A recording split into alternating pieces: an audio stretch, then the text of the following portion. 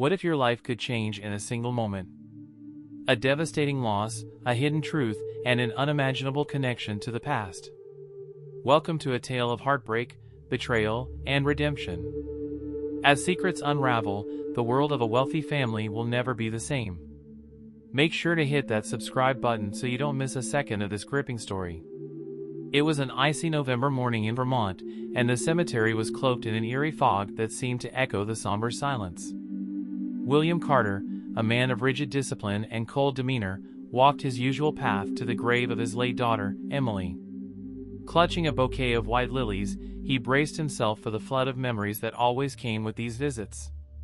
It was a ritual he couldn't abandon, no matter how painful. As he approached the gravestone, something unusual caught his eye, a small figure curled up beside Emily's marker. A boy, no older than 8, lay wrapped in a tattered gray blanket, his thin frame trembling from the cold. The child was clutching something shiny, and as William drew closer, his breath caught. It was Emily's necklace, the one he had buried with her. The scene was surreal. The boy's face was pale, streaked with dirt, and his lips were blue from the cold. He looked up with wide, frightened eyes as William crouched down. "Who are you?" William demanded, his voice sharper than he intended. The boy flinched, clutching the necklace tighter. I didn't mean to. I was just cold," the boy stammered, his words barely audible. William's mind raced. The necklace.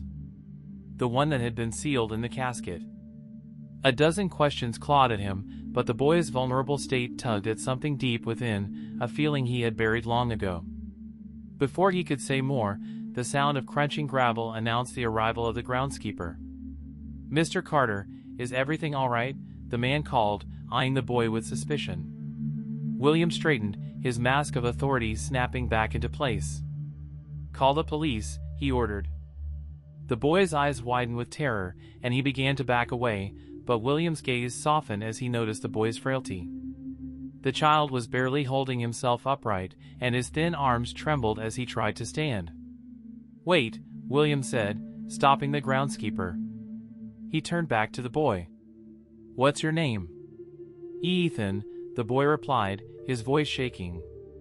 "Ethan," William repeated, as if testing the name on his tongue. He took a deep breath and made a decision that would alter the course of his life forever. "Come with me." The groundskeeper looked stunned. "Sir, are you sure?" William gave a curt nod. "I'll handle it." Back at his grand estate, William found himself staring at the boy seated nervously at the edge of an antique leather armchair. Ethan's fingers fidgeted with the hem of the blanket he had refused to part with, his eyes darting around the room as if he expected to be thrown out at any moment. The contrast between them was stark. William, in his tailored suit and polished demeanor, towered over the small, disheveled child. Yet, for reasons he couldn't fully explain, he felt an unshakable connection to the boy. "Where did you get that necklace?" William asked, his voice low but firm. Ethan hesitated, his gaze dropping to his lap. "It was hers. She gave it to me." William's chest tightened. "Emily? My daughter?" Ethan nodded slowly, his small hands clutching the necklace as though it were his lifeline. "She used to visit me, before she went away." The room seemed to tilt. William felt a wave of emotions crash over him, grief, confusion, and an inexplicable sense of betrayal. Emily had been his world, and yet, here was a child claiming to have shared a bond with her that he knew nothing about. "What do you mean, she visited you?" William demanded, his voice rising. "How did you know her?" Ethan flinched at the intensity of William's tone. "She found me, when I didn't have anywhere to go. She said I reminded her of someone." "Who?" William pressed, leaning forward. "I don't know," Ethan whispered, tears welling in his eyes. "She just said I wasn't alone anymore." William sank back into his chair, his mind spinning. Emily, his sweet, intelligent Emily, had always had a compassionate heart. But why hadn't she told him? What had she been hiding? His thoughts were interrupted by the sound of the front door opening. Margaret, his ex-wife, stormed into the room, her heels clicking sharply against the polished floor. "William," she snapped, her eyes narrowing as she took in the scene. "What is this?" He stood, his jaw tightening. "This is Ethan. He—" "I don't care who he is," Margaret interrupted, her gaze icy. "You're bringing a street child into our home? Do you have any idea what people will say?" William's temper flared. "Emily knew him, Margaret. He has her necklace. There's more to this." Margaret crossed her arms, her expression incredulous.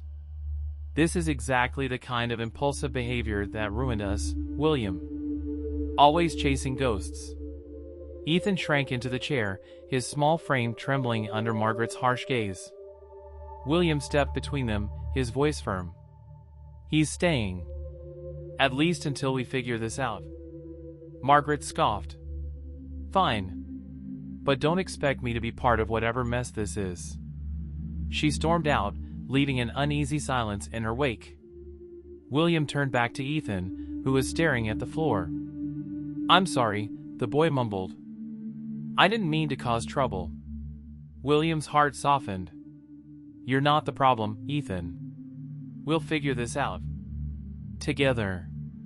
As he looked at the boy, William felt a flicker of something he hadn't felt in years, hope. But alongside it was a growing sense of unease. Who was Ethan, really? And how had he come to possess a piece of Emily's past? The questions would haunt him, but one thing was clear, this was only the beginning. The echoes of Margaret's sharp words lingered in William's mind as he prepared a makeshift bed for Ethan in one of the estate's smaller guest rooms. The boy sat on the edge of a chair nearby, clutching the threadbare blanket he had refused to relinquish. His wide eyes followed William's every movement, wary but curious. "Are you hungry?" William asked, his voice softer now.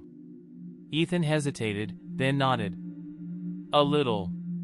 William left the room briefly, returning with a tray of sandwiches and a glass of milk. He placed it on the small nightstand and gestured for Ethan to eat. The boy reached out tentatively, as if afraid the food might be snatched away. The sight twisted something deep inside William. "How long have you been out there?" William asked, sitting in a chair across from Ethan.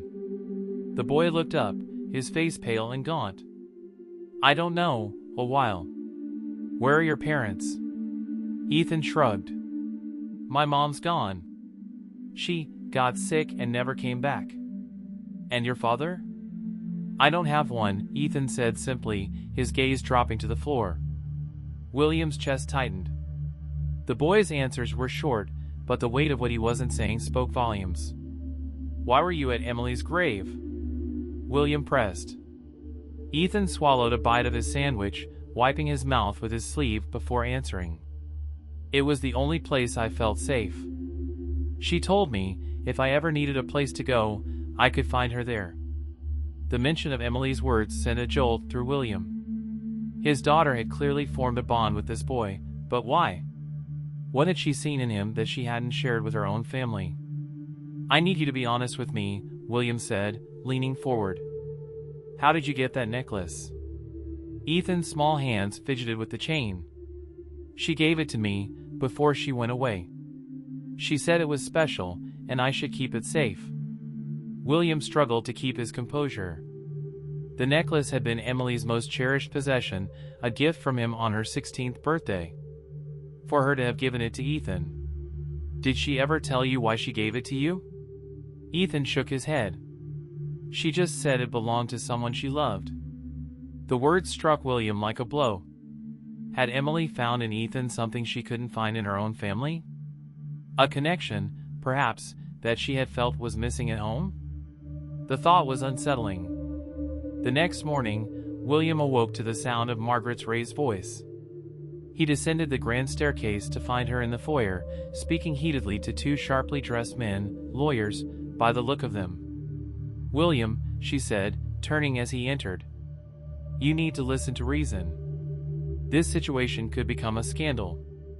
"I don't see how helping a child could be considered scandalous," William replied, his tone clipped. Margaret's eyes narrowed. You don't understand how people think. They'll see this as you bringing a random boy into our lives without knowing anything about him.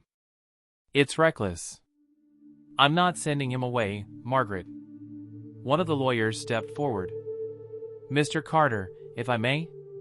Given your high-profile position, any misstep can lead to public scrutiny. It might be wise to proceed with caution. William's jaw tightened. What I choose to do in my personal life is none of anyone's business. Margaret threw up her hands. Fine. But don't come crying to me when this all blows up in your face. She turned on her heel and stormed out, leaving the lawyers exchanging awkward glances. As the door slammed shut, William let out a breath he didn't realize he'd been holding. His mind was already racing with next steps. He needed to find out more about Ethan's connection to Emily, and fast. Later that day, William sat in his home office, poring over old photographs and journals from Emily's life. He hoped to find some clue, some indication of what had connected her to Ethan. His search was interrupted by a soft knock at the door. Ethan peeked in hesitantly. Mr. Carter? Yes, Ethan? I just wanted to say thank you for letting me stay here. William set the photograph he was holding down on the desk. You don't have to thank me, Ethan. But if you really want to show your gratitude, I need you to tell me everything you know about Emily. Ethan shuffled into the room, sitting on the edge of a chair. She found me, on the streets. I was hiding under a bridge, and she brought me food. She did that a lot. William leaned forward. A lot? How often did she see you? Almost every week, Ethan said, his voice soft. She'd bring food, clothes, she even gave me some books. William's throat tightened. He had no idea Emily had been doing this. She had always been kind-hearted, but this went beyond anything he had imagined. Did she ever tell you why she was helping you? Ethan nodded. She said I reminded her of someone. She never said who. The pieces were starting to come together, but they painted a picture that made William's guilt grow heavier. Emily had clearly felt a calling to help Ethan, but why hadn't she confided in her family? That evening, William received a call from the private investigator he had hired to look into Ethan's background. I've found something you might want to see, the investigator said. What is it? I tracked down some records. It appears Ethan's mother died 2 years ago, and he's been in and out of the foster system ever since. But there's something else. Emily's name comes up in a few of these reports. It seems she listed herself as a contact for him. William's grip on the phone tightened. Are you saying Emily was acting as his guardian? Not officially, the investigator replied. But unofficially? She was the closest thing he had to one. The revelation hit William like a tidal wave.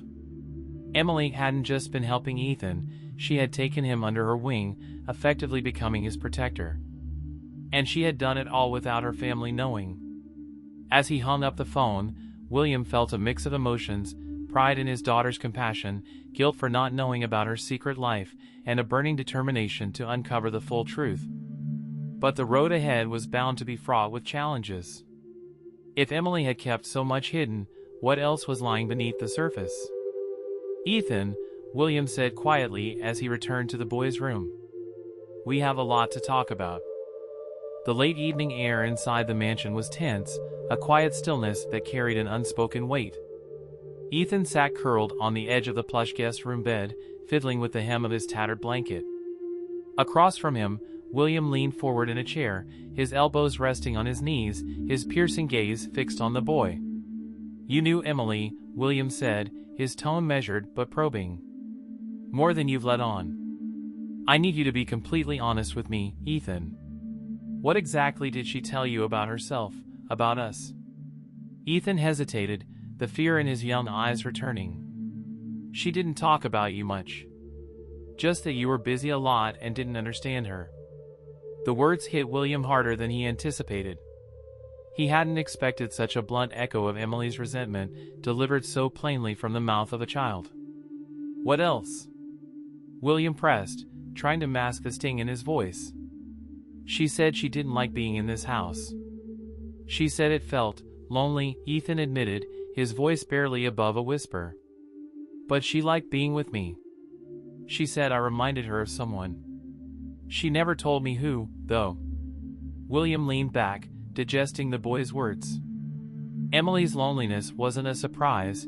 He had known their relationship had been strained in her final years. But hearing it spoken aloud by Ethan, this boy she had clearly cared for deeply, brought a fresh wave of guilt. "Do you remember the last time you saw her?" William asked, his tone softening. Ethan nodded slowly. "She was different that day. Sadder.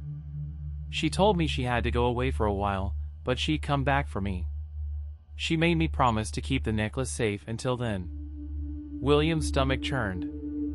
The timeline matched the weeks before Emily's death. She had been hiding something she believed was dangerous enough to keep from her family. "Do you think she was scared of something?" William asked. Ethan looked down, his small fingers gripping the necklace tightly.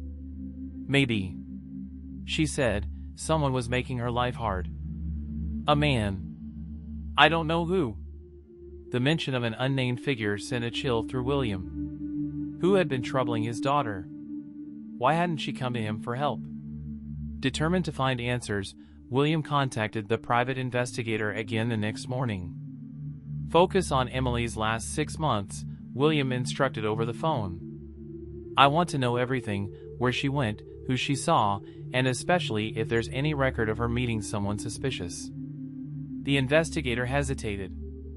"This might take time, Mr. Carter. And the results could be difficult to hear." "Just do it," William said, his voice laced with frustration. As he ended the call, Margaret appeared in the doorway, her arms crossed and her expression cold. "You're digging into Emily's life now?" she asked, her tone accusatory. "Haven't you tortured yourself enough?" "This isn't about me," William shot back. "It's about Ethan. It's about understanding why she did what she did." Margaret scoffed. "What does it matter? Emily's gone, and nothing you find will bring her back. You're just dragging us deeper into a mess that should have stayed buried." Her words cut deep, but William refused to let them sway him. "I need to know, Margaret. If there's even a chance that someone hurt her, I won't stop until I find the truth." Margaret's expression softened for a brief moment, but it quickly hardened again. "Fine. Do whatever you want.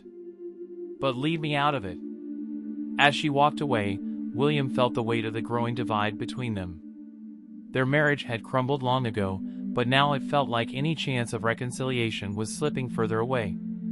Later that day, William searched through Emily's old room, hoping to find clues. The space had been left untouched since her passing, a painful shrine to a life cut short. He opened drawers, rifled through notebooks, and scanned the walls for anything unusual. Finally, tucked inside a small jewelry box, he found it, a folded photograph, its edges worn and creased from years of handling. The image showed Emily sitting on a park bench, her arm draped protectively around a younger Ethan. William's heart clenched. The photograph wasn't just evidence of their connection, it was a window into a side of Emily he had never seen. Her smile in the picture was genuine, the kind of happiness she hadn't shown at home in years. "Why didn't you tell me, Emily?" William murmured to himself. "What were you hiding?" As he turned the photo over, he noticed something written on the back in Emily's handwriting. "Family isn't always blood."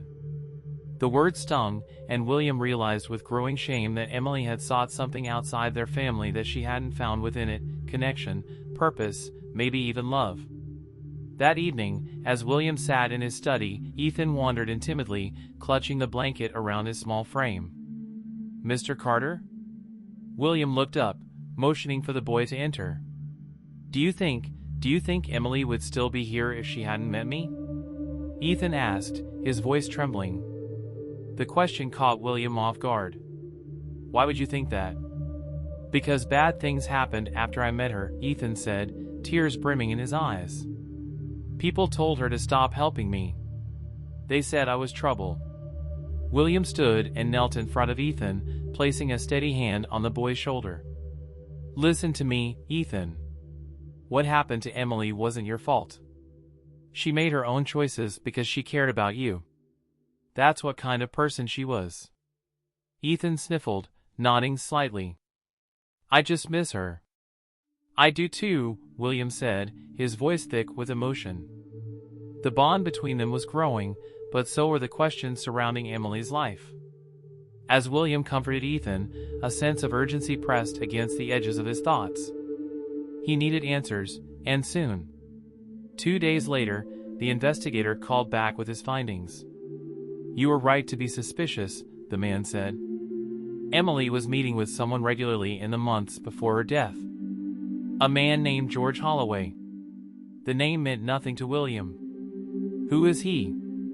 He's a known con artist and manipulator. Has a history of using vulnerable people to further his schemes. If Emily was involved with him, it's likely he was using her for something. William's blood ran cold. Do you have an address?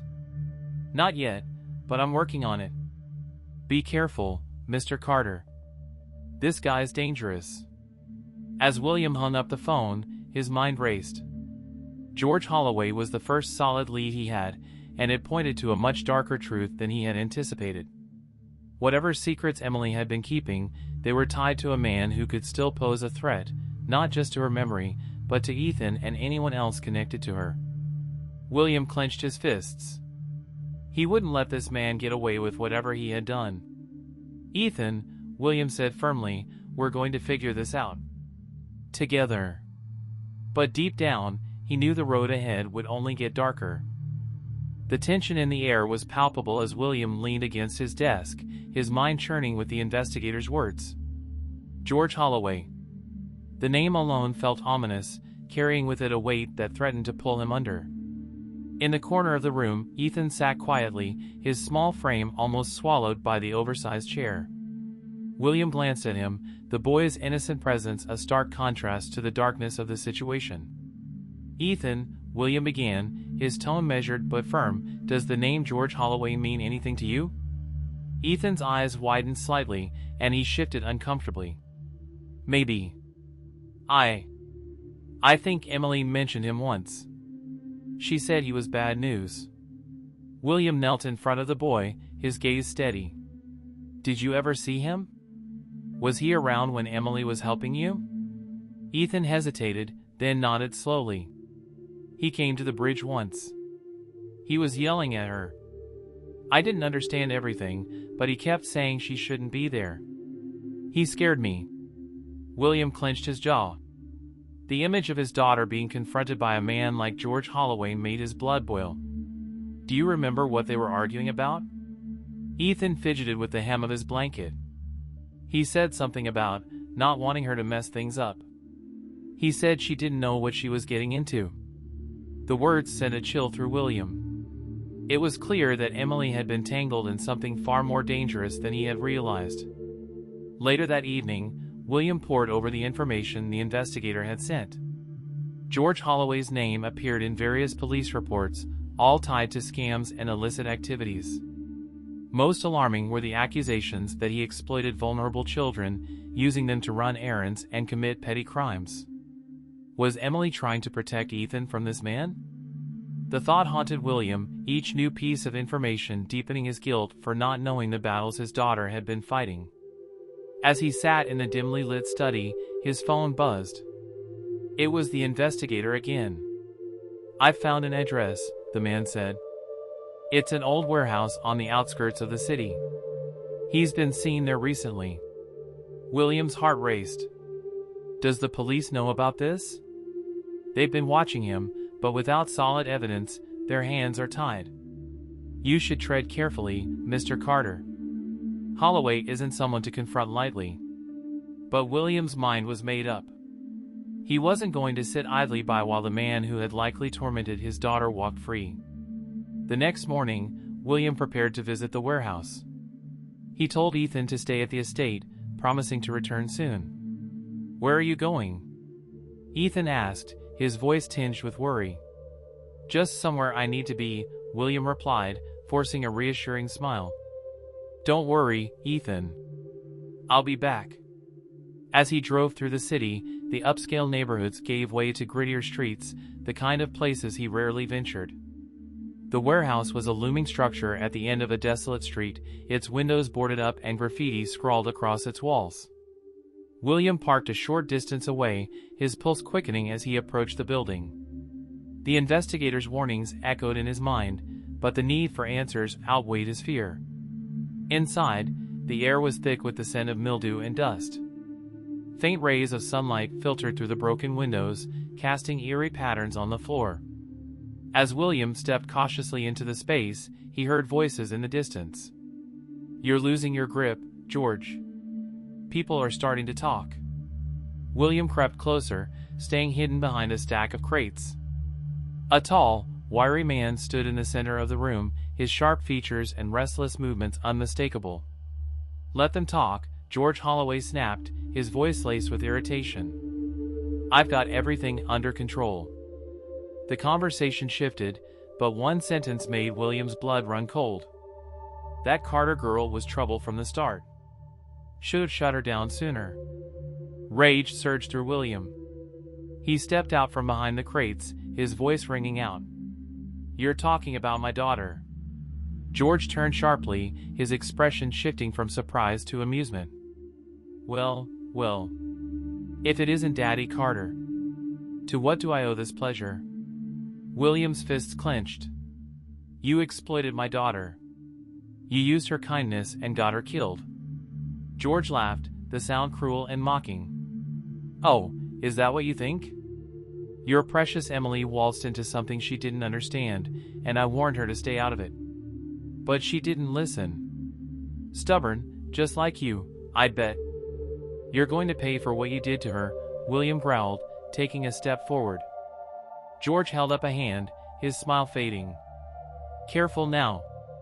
You don't know who you're messing with." The tension crackled like static electricity. Before William could respond, a loud bang echoed through the warehouse. Both men froze, their attention snapping toward the noise. "What was that?" William demanded. George smirked. "Looks like you're not the only one who wants answers." Back at the mansion, Ethan paced nervously. He didn't like being left alone, especially after what he had overheard William saying on the phone. As the hours dragged on, the boy's anxiety grew. Finally, he grabbed his coat and ventured outside, his small frame dwarfed by the estate's towering gates. "I have to help him," Ethan whispered to himself, his determination outweighing his fear. At the warehouse, William and George remained locked in a tense standoff. The sound of approaching footsteps interrupted their exchange, and a group of men emerged from the shadows. Well, George," one of them said with a sneer. "Looks like your luck's run out." George's expression hardened.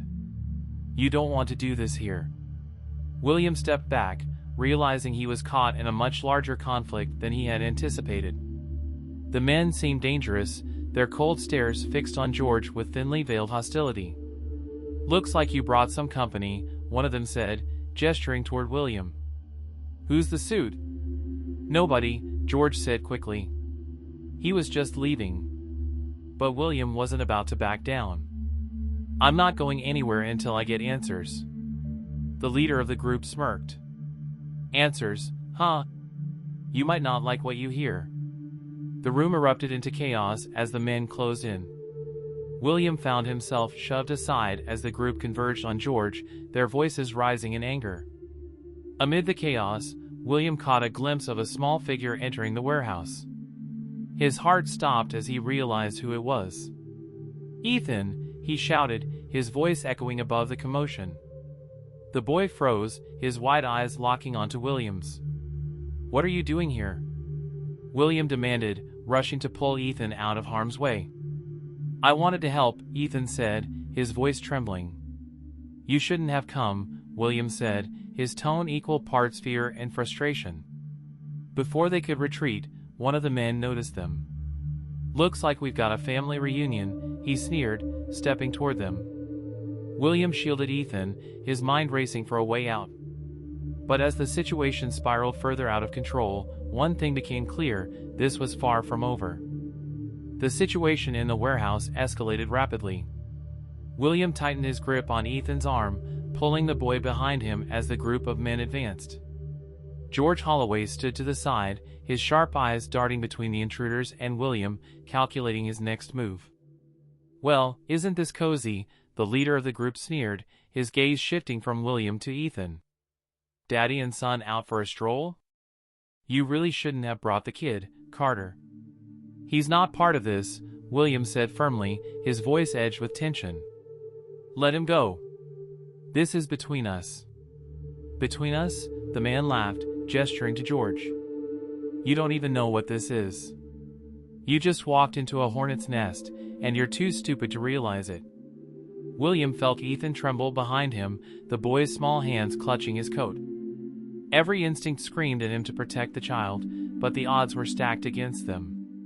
"Whatever your problem is with Holloway," William said, trying to keep his voice steady, "leave the boy out of it." The leader's smile faded, replaced by a cold, calculating expression. "You don't make the rules here, Carter." Before William could respond, one of the men lunged toward him. Acting on pure adrenaline, William shoved Ethan behind a stack of crates and turned to block the attack. He wasn't a fighter, but years of corporate boardrooms had taught him how to hold his ground. A struggle ensued, chaotic and brutal. William ducked a wild swing and managed to land a punch on the man's jaw, but another attacker grabbed him from behind, forcing him to his knees. "Stop!" Ethan's voice rang out, high-pitched and terrified. The sound froze the room. William twisted his head to see Ethan standing in the open, clutching the necklace that had once belonged to Emily. "Leave him alone!" Ethan cried, holding the necklace out like a talisman. For a brief moment, there was silence. Then, George Holloway let out a low, humorless chuckle. "Well, isn't that interesting?" he said, his gaze locking onto the necklace. "You've got her little keepsake, huh? Bet she told you it was special." Ethan's grip on the necklace tightened. "It was hers. She gave it to me." George took a step forward, his expression darkening. "Do you even know what you're holding, kid? That thing caused more trouble than you can imagine." William struggled against the men holding him. "Leave him alone, Holloway. Whatever this is about, take it up with me." But George ignored him, his focus entirely on Ethan. "She thought she could outsmart me," he said, his voice bitter.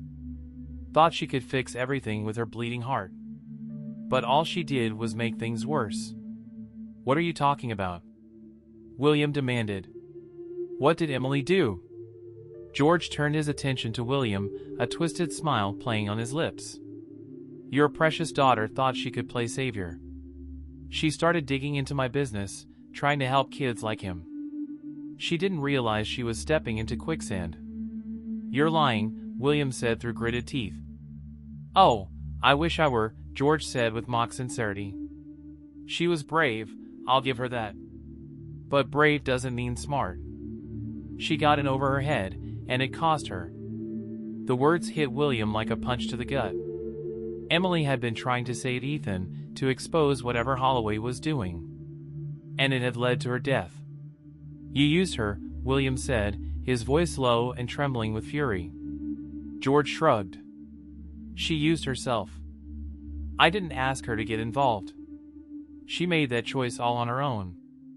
Before William could respond, the leader of the group stepped forward. "Enough of this," he said sharply. "We're not here to listen to your sob story, George. We're here to settle a score." "Then let the kid go," William said, his voice firm despite the fear coursing through him. "He has nothing to do with this."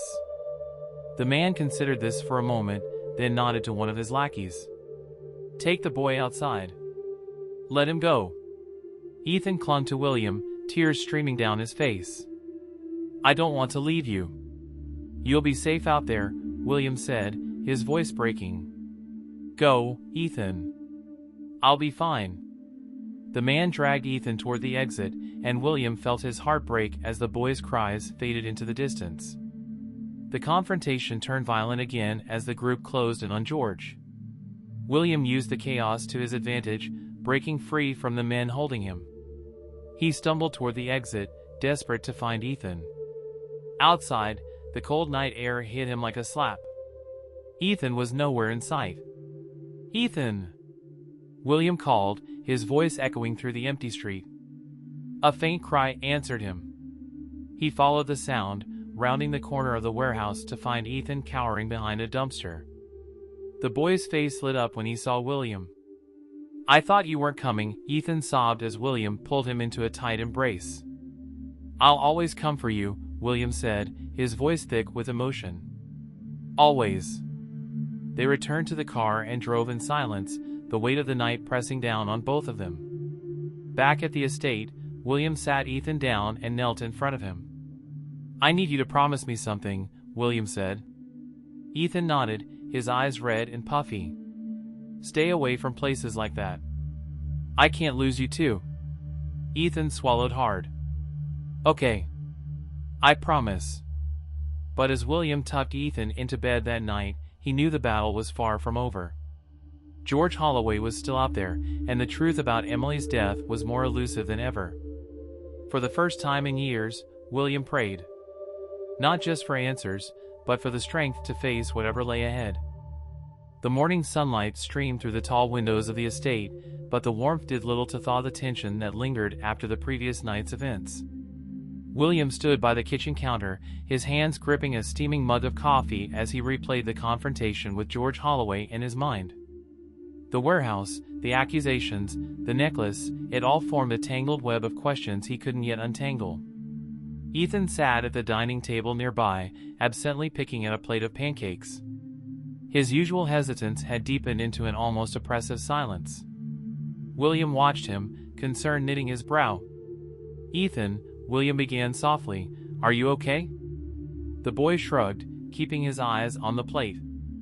William set down his coffee and sat across from him. "You don't have to talk about what happened last night, but I need you to know something. I'll do whatever it takes to keep you safe. Do you understand?" Ethan nodded, though his expression remained guarded. Later that afternoon, as William reviewed paperwork in his study, Margaret burst into the room unannounced, her heels clicking sharply against the hardwood floor. "I just got a call," she said, her voice cold. "Apparently, you were involved in some kind of altercation last night. Care to explain?" William sighed, setting aside the documents. "I was following up on a lead about Emily. It got complicated." "Complicated?" Margaret snapped, crossing her arms. "William, this obsession is going to ruin you. People are already talking about the boy. Now you're running off to God knows where, getting involved in who knows what. Do you have any idea how this looks?" "This isn't about appearances, Margaret," William said, his tone firm. "It's about the truth. The truth won't bring Emily back." Margaret's voice cracked, and for a brief moment, the veneer of her composure slipped. William's expression softened. "No, it won't. But it might protect Ethan. Don't you care about that?" Margaret hesitated, then shook her head. "This boy isn't our responsibility. You're letting guilt cloud your judgment. If you keep this up, you'll destroy what's left of this family." With that, she turned and walked out, leaving William alone with the weight of her words. That evening, William received another call from the private investigator. "I've got more on George Holloway," the man said.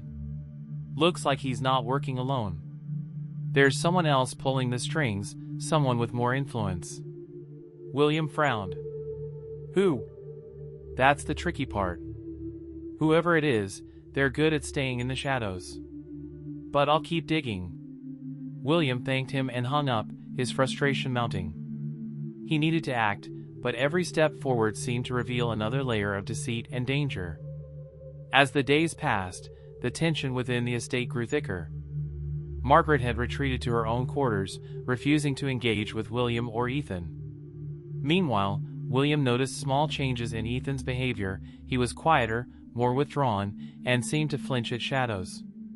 One afternoon, as William was sorting through Emily's belongings again, he found a leather-bound journal tucked behind a row of books on her shelf. The edges were worn, the pages filled with her familiar handwriting. As he read, a clearer picture of Emily's struggles began to emerge. The entries detailed her efforts to help children like Ethan, her growing frustration with the limitations she faced, and her encounters with George Holloway. "He's dangerous," one entry read. "But I can't just walk away. If I do, who will protect them?" Further entries hinted at a larger scheme, one that involved not just Holloway, but someone she referred to only as the partner. William's stomach turned. Emily had been trying to dismantle a criminal operation on her own, risking everything to protect the vulnerable. And it had cost her dearly. That night, William shared his discovery with Ethan. "Your sister," he said, handing Ethan the journal, "was braver than I ever realized. She was trying to protect you, and so many others." Ethan traced his fingers over the worn cover, tears welling in his eyes. "I miss her," he whispered. "I know," William said, his voice heavy with emotion. "I do too. But I need you to be strong, Ethan. For her." Ethan nodded, his small shoulders straightening slightly. The following day, the peace of the estate was shattered when Margaret confronted William in the study. "This has gone on long enough," she declared. "I've spoken to my lawyer. If you continue to involve yourself in this circus, I'll have no choice but to take legal action." William stared at her, stunned. "Legal action? Against me?" "For the good of the family," Margaret said coldly. "You're putting everything at risk, our reputation, our finances, and our safety." "Safety?" William's voice rose. "Emily's safety was at risk, and you did nothing. Now Ethan's life is at stake, and all you care about is your precious reputation?" Margaret's eyes narrowed. "Don't you dare blame me for Emily's choices. She was stubborn, just like you. And now you're dragging us all into the same mess." William's patience snapped. "You think this is about me? About Emily? It's about doing the right thing, something you clearly can't comprehend." Margaret's face hardened. "Consider this your warning, William. I won't let you destroy what's left of this family." She stormed out, leaving William seething with anger. As night fell, William sat alone in the study, staring out the window at the sprawling grounds. His mind was a storm of emotions, grief, guilt, and a growing resolve. Ethan's soft voice broke the silence. "Mr. Carter?" William turned to see the boy standing hesitantly in the doorway. "Can I sit with you?" Ethan asked. "Of course," William said, motioning for him to come closer. Ethan climbed onto the sofa beside him, curling up with the leather journal in his lap. For a while, they sat in silence, the weight of their shared loss filling the room. "Do you think she'd be proud of us?" Ethan asked quietly. William looked at the boy, his heart aching. "I think she'd be proud of you, Ethan. And I think she'd want us to keep fighting, for her, and for everything she believed in." As they sat together, a sense of determination settled over William. He didn't have all the answers, but one thing was certain: he wouldn't stop until he uncovered the truth and ensured that Emily's sacrifice hadn't been in vain. The next morning, a fragile peace hung over the estate. William, despite the sleepless night, had resolved to push forward. With Emily's journal in hand, he pored over her final entries, searching for any clues that could lead him to the partner she had mentioned. One particular entry stood out. "I've arranged a meeting tomorrow at the old library downtown. If I can convince him to see what's really at stake, maybe there's a chance to fix this before it's too late." The words were dated just days before Emily's death. William's grip on the journal tightened. Whoever she had met that day was connected to everything that had happened, to her secret life, to George Holloway, and perhaps to her untimely death. By late morning, William stood outside the abandoned library in the city's old district. The building loomed like a relic from another time, its grand stone facade crumbling at the edges, the windows clouded with dust. Pushing open the heavy wooden doors, he was met with the musty scent of decay and disuse. The interior was dimly lit, shafts of light cutting through the gloom where cracks in the ceiling let the sun in. He walked slowly, his footsteps echoing against the marble floors. In the far corner, he he found a set of mismatched chairs arranged in a small circle. One chair was toppled over, as if someone had left in a hurry. William knelt beside the circle, his fingers brushing against the dusty floor. Something shiny caught his eye, a small, silver charm shaped like a star. Emily's. He recognized it immediately as part of a bracelet he had given her when she was a child. Seeing it here, in this forgotten corner of the city, made his chest tighten with emotion. "Why were you here, Emily?" he whispered. Later that evening, back at the estate, William shared his discovery with Ethan. "She was meeting someone here," William explained, showing him the photograph of the library. "But I don't know who. Do you recognize this place?" Ethan stared at the image, his brow furrowed. "No. But it looks scary." "It is," William admitted. "But Emily was trying to help you and other kids like you. She came here because she believed she could make a difference." Ethan looked up at him, his eyes wide. "What are you going to do now?" "I'm going to find out who she met," William said, his voice steady. "And I'm going to make sure they're held accountable." The following day, William returned to the library with the private investigator. Together, they combed through the space, searching for any clues Emily might have left behind. Near the circle of chairs, the investigator found a crumpled piece of paper tucked beneath a shelf. Carefully unfolding it, he revealed a hastily written note. "We need to meet again. This isn't finished." There was no signature, but a single initial was scrawled at the bottom, R. "R?" William muttered. "Do you know anyone connected to Holloway with that initial?" The investigator shook his head. "Not yet. But it's a start." That evening, as William reviewed the evidence, Margaret burst into his study once more. "This is ridiculous," she snapped, throwing a tabloid newspaper onto his desk. The headline screamed, "Real estate mogul caught in web of scandal." William barely glanced at it. "Let them talk." "I don't care." "You should care," Margaret hissed. "This isn't just about you, William. It's about our family, our legacy. Every day you keep digging, you're dragging us further into disgrace." William stood, his expression steely. "Our legacy? Emily was our legacy, Margaret. And she died because someone took advantage of her kindness. I won't stop until I find out who." Margaret's eyes glistened with unshed tears, but her voice remained cold. "You're going to destroy yourself."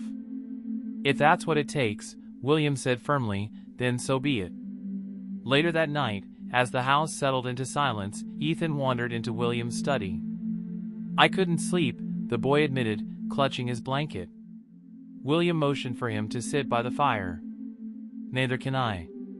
Ethan climbed into the chair opposite William, his small frame dwarfed by the oversized furniture. "Do you think she was scared when she came to the library?" William thought for a moment before answering. "Maybe. But she was brave. She believed in what she was doing, even if it was dangerous." Ethan's voice trembled. "I don't want anything bad to happen to you, too." William crossed the room and knelt in front of the boy, resting a reassuring hand on his shoulder. "Nothing will happen to me, Ethan. I promise. But I need you to be strong, just like Emily was. Can you do that?" Ethan nodded, his eyes glistening with tears. The next morning, the investigator called with a lead. "I've got a name," he said. "Richard Alcott. He's a low-level businessman, but he's been linked to Holloway in the past. And he matches the initial. Where can I find him?" William asked, already grabbing his coat. "He's got an office downtown. But be careful, he's not the kind of man who likes being cornered." "I'll handle it," William said, determination hardening his voice. William's confrontation with Richard Alcott was tense from the start. The man was slick and evasive, his answers guarded. But when William mentioned Emily's name, his demeanor shifted. "Emily Carter," Richard said, leaning back in his chair. "I remember her. She was ambitious. She was trying to stop you and Holloway," William said bluntly. "And now she's dead." What did you have to do with it? Richard's smile faded. Careful, Carter. You don't want to accuse me of something you can't prove. William slammed a hand on the desk, his patience snapping. I don't need proof to know you're involved. You took advantage of her, just like Holloway. But I promise you, I'll make sure you both pay for what you did. Richard's eyes narrowed, but he didn't respond. As William left the office, he felt both triumphant and frustrated. He was getting closer to the truth, but the danger was growing with every step. Back at the estate, Ethan waited anxiously by the window. When William walked through the door, the boy ran to him, relief washing over his face. Did you find him? Ethan asked. William knelt and placed a reassuring hand on his shoulder. Yes. And I'm not stopping until I get justice, for Emily, and for you. But as he said the words, he couldn't shake the feeling that the fight was far from over, and the cost might be higher than he was prepared to pay. The winter air was biting as William stood on the steps of the estate, staring out into the sprawling grounds. His confrontation with Richard Alcott the previous day had left him more unsettled than ever. There was something in Alcott's smug demeanor, a confidence that hinted he didn't fear William, or anyone else for that matter. Inside, Ethan sat curled on the living room sofa, a book open in his lap. The boy had been unusually quiet, the strain of recent events clearly weighing on him. William knew he needed to act quickly. The longer this dragged on, the more danger they were all in. That afternoon, as William reviewed Emily's journal once again, his phone buzzed. It was the investigator. We've got a problem, the man said, his voice tense. What kind of problem? William asked, already bracing himself. I just got word that George Holloway knows you've been poking around. He's not happy, and he's looking for leverage. Leverage? William's stomach sank. You mean Ethan? Possibly. You need to be careful. Holloway's the kind of man who won't hesitate to use anyone to get what he wants. William ended the call, his mind racing. He couldn't let Ethan become a target. That evening, the estate felt unusually quiet, the kind of silence that carried an undercurrent of unease. As William and Ethan sat together by the fire, the boy broke the silence. Mr. Carter, Ethan said softly, do you think they'll come after us? William hesitated, not wanting to lie but also not wanting to frighten him. I won't let that happen, Ethan. I promise. Ethan nodded, though the worry in his eyes remained. The next morning, a letter arrived at the estate. It was addressed to William, the envelope thick and slightly crumpled. Inside was a single sheet of paper with a chilling message. You're in over your head. Walk away, or you'll lose more than you already have. There was no signature, but William didn't need one to know who it was from. He crumpled the note in his fist, anger boiling in his chest. Holloway was trying to scare him, but it wasn't going to work. If anything, it only strengthened his resolve. Determined to protect Ethan, William began making arrangements. He contacted a trusted friend in the city who owned a secure property. I need a safe place for Ethan, William explained.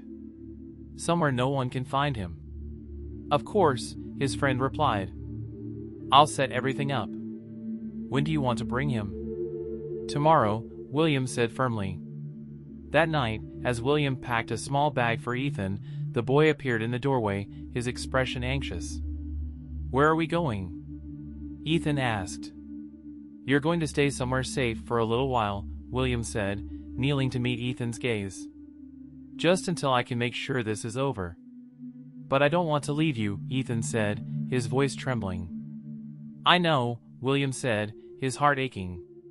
But I need to know you're safe, Ethan. That's the most important thing. Reluctantly, Ethan nodded. The next day, as William drove Ethan to the safe house, a sense of foreboding settled over him. The road was quiet, the gray sky heavy with the promise of snow.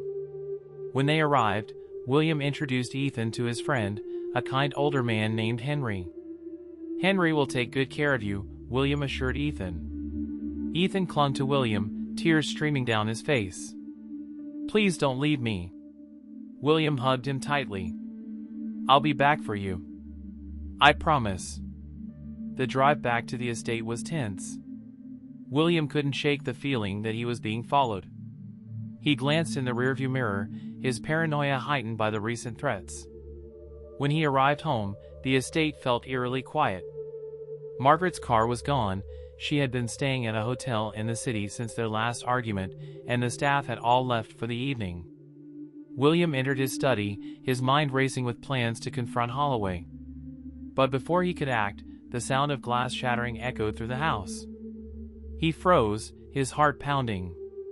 Someone was inside. Moving quickly, William retrieved the pistol he kept locked in his desk drawer. His hand shook as he gripped the weapon, the reality of the danger hitting him fully. As he stepped into the hallway, he caught a glimpse of a shadowy figure near the back door. "Who's there?" William called, his voice steady despite the fear coursing through him. The figure didn't respond, disappearing into the darkness. The police arrived 20 minutes later, their flashing lights illuminating the estate's grand facade. William explained what had happened, but the officers found no sign of an intruder. "Could be a random break-in," one of the officers suggested. William nodded, though he didn't believe it for a second. This was a message, a warning from Holloway or someone connected to him. After the police left, William sat in the dimly lit study, his thoughts racing. The situation was spiraling out of control, and the stakes were higher than ever. He pulled out Emily's journal, flipping to the final entries. Her words felt like a plea from beyond the grave, urging him to finish what she had started. "If no one else will fight for them, I have to. They deserve better." William clenched his jaw, determination hardening in his chest. He wouldn't let Emily's sacrifice be in vain. The next day, William received another call from the investigator. "I've got something big," the man said. "Holloway's partner isn't just a shadowy figure. He's someone with real influence. Someone you know." William's stomach turned. "Who?" The investigator hesitated. "Margaret." The word hit William like a physical blow. "That's impossible," William said, his voice shaking. "I wish it were," the investigator replied. "But the records don't lie. She's been funneling money into Holloway's operations for years." William sank into his chair, his mind reeling. Margaret, the mother of his child, had been funding the man who had destroyed their family. As the revelation sank in, William felt a surge of anger and betrayal. He had to confront her. But more importantly, he had to end this. The fight wasn't just for Emily anymore, it was for Ethan, for the children she had tried to save, and for the legacy she had left behind. And he would stop at nothing to ensure justice was served. The cold air seemed sharper, cutting deeper as William paced in his study. Margaret. Her name lingered in his mind like a poison, tainting every memory of their shared life. How could she? How could the woman who had once cradled Emily in her arms, who had stood beside him at their daughter's funeral, be tied to the very man who had brought such ruin to their family? The evidence was damning: bank transfers linked to Holloway, investments funneled through shell companies, and property holdings registered in Margaret's name. William's private investigator had pieced it all together, creating a timeline that painted Margaret as not just complicit, but instrumental in financing Holloway's operations. He clenched his fists, his mind racing with fury and betrayal. For years, he had blamed himself for Emily's distance, her secrecy. Now, he realized that while he had been struggling to connect with his daughter, Margaret had been aiding the very forces that pushed Emily into danger. Margaret arrived at the estate later that evening, her heels clicking sharply against the tiled floor as she entered the grand foyer. William stood waiting for her, the journal and a stack of documents spread out on the table before him. "What is this?" Margaret asked, her voice laced with irritation as she dropped her coat on a chair. "This," William said coldly, gesturing to the papers, "is the truth. Your truth." Margaret froze, her eyes scanning the documents. For a moment, her composure faltered, but she quickly recovered, her expression hardening. "I don't know what you think you found, but—" "Don't," William interrupted, his voice sharp. Don't you dare lie to me. I know everything, Margaret. The money. The connections to Holloway. All of it. Margaret's lips pressed into a thin line, her eyes narrowing. You have no idea what you're talking about. Then explain this, William snapped, shoving the documents toward her. Explain why you've been funding a man who exploits children. A man who tormented Emily. Margaret's gaze flickered to the papers, then back to William. It's not as simple as you think. Not as simple? William's voice rose. Emily is dead, Margaret. She's dead because of him. And you helped him. Margaret's mask of defiance cracked, her voice trembling as she spoke. I didn't know. Not at first. Holloway approached me years ago, promising a business opportunity. By the time I realized what he was involved in, it was too late. Too late? William's voice tripped with disbelief. You could have stopped. You could have walked away. But you didn't. You kept funding him, even when Emily was caught in the middle. Margaret's eyes filled with tears, but William felt no sympathy.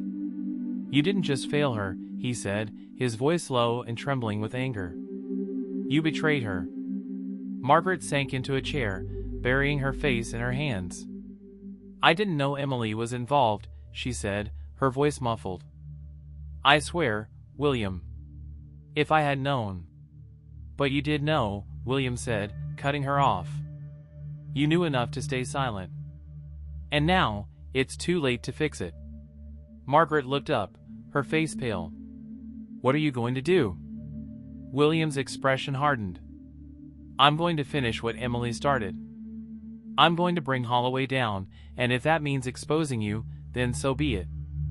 Margaret's breath hitched, her eyes wide with fear. You wouldn't. Watch me, William said coldly. The following morning, William met with his private investigator to finalize their plan.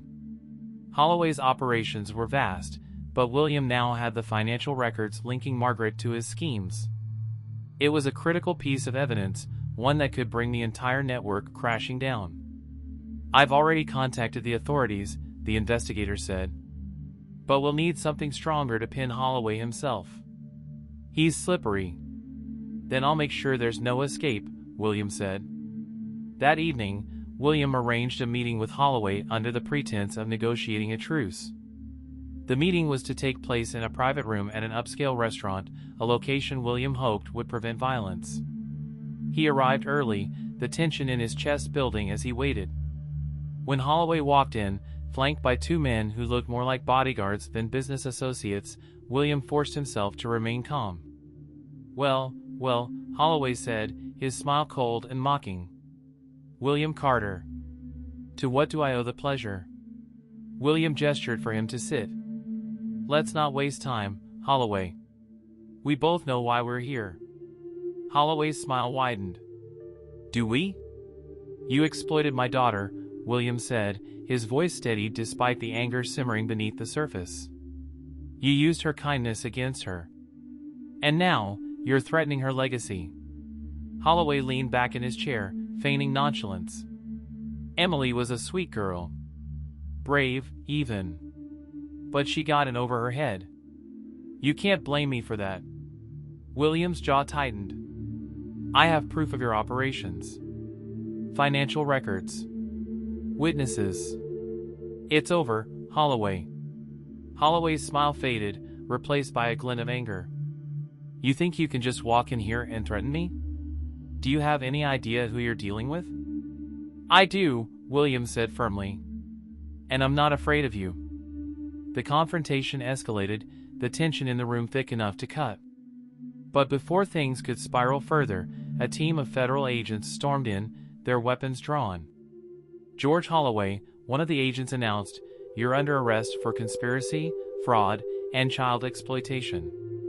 Holloway's expression twisted with rage as he was handcuffed and led away.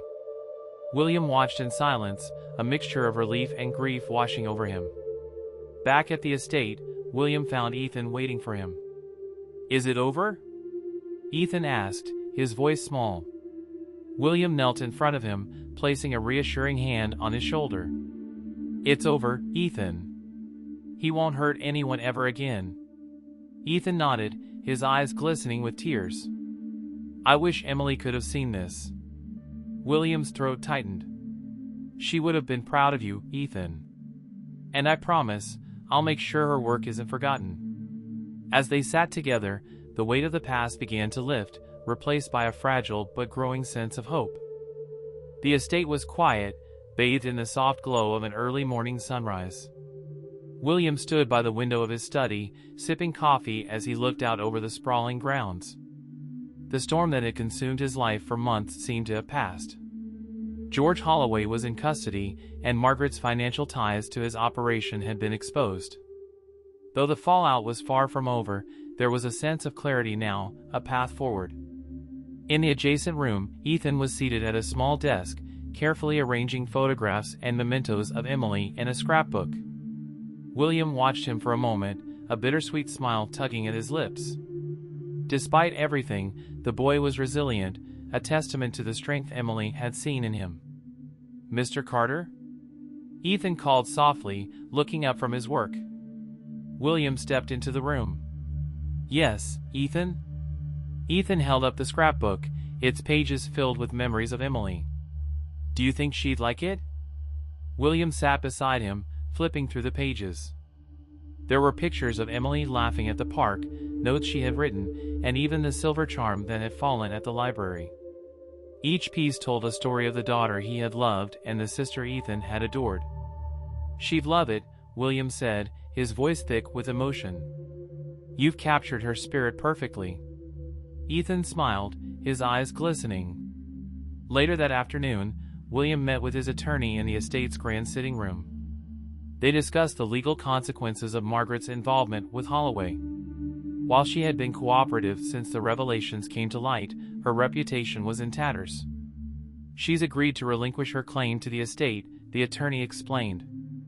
"But the court of public opinion may be less forgiving." William nodded. "She made her choices. Now she has to live with them." "And you?" the attorney asked. "What will you do next?" William glanced toward the doorway, where Ethan had appeared, watching quietly. "I'll focus on what matters," he said firmly. "This house, this legacy, it's not about the past anymore. It's about building something meaningful for the future." Over the following weeks, William began transforming the estate into a sanctuary for children like Ethan, those who had been abandoned, exploited, or left to fend for themselves. He named the center Emily's Haven, a tribute to his daughter's compassion and determination. The mansion's ornate halls, once filled with echoes of emptiness, were now alive with the laughter and chatter of children. The once forgotten rooms were converted into classrooms, art studios, and dormitories. Ethan thrived in this new environment, taking on a role as a mentor to the younger children. He found joy in sharing stories about Emily, passing on her legacy of kindness and courage. One crisp autumn afternoon, William walked through the garden, where Ethan was playing soccer with a group of children. The sight filled him with a quiet sense of pride. For so long, he had been consumed by grief and guilt, but now, he could see the impact of his efforts, a tangible expression of Emily's dream. Ethan ran over to him, breathless and grinning. "Come play with us, Mr. Carter." William laughed, shaking his head.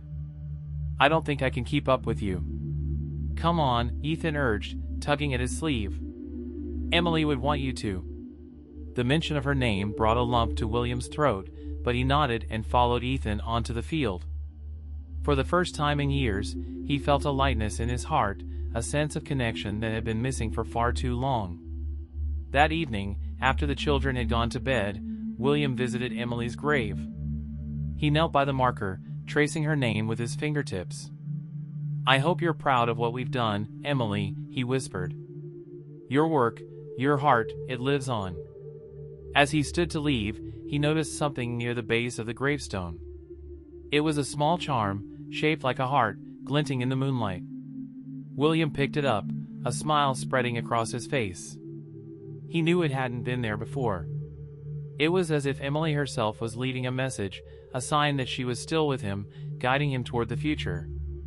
The story of Emily's Haven spread far and wide, inspiring others to take action and support vulnerable children. Donations poured in, ensuring the sanctuary's continued success. Though the scars of the past remained, they no longer defined William or Ethan. Together, they found purpose and healing in honoring Emily's legacy, proving that even in the face of loss and betrayal, hope could endure. And as William watched Ethan grow into a confident, compassionate young man, he knew that Emily's dream had not only been realized, it had become a beacon for countless others.